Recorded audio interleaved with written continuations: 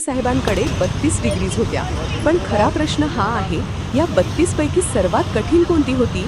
जगातील सर्वोच्च विद्यापीठांनी बाबासाहेबांना मान दिला, पण त्या सगळ्यांमध्ये सर्वात कठीण डिग्री होती doctor of science DSc.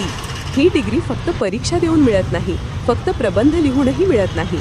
DSc मिळवायला नवं ज्ञान निर्माण करावं लागतं. जगात मोजक्याच लोकांना ही डिग्री मिळाली. 1923 मध्ये बाबासाहेबांनी the problem of the rupee हा क्रांतिकारी प्रबंध लिहिला. या संशोधनामुळे भारताला पहिल्यांदाच स्वतःचं स्वतंत्र आर्थिक धोरण घडवण्याचा पाया मिळाला.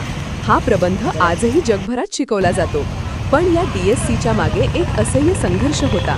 बाबासाहेब दररोज ब्रिटिश म्युझियममध्ये 18 ते 19 तास अभ्यास करत होते.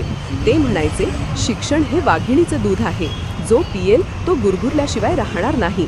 इतका संघर्ष करत त्यांनी DSc पूर्ण केली आणि जग पहिल्यांदा थक्क होऊन म्हणालं, हा माणूस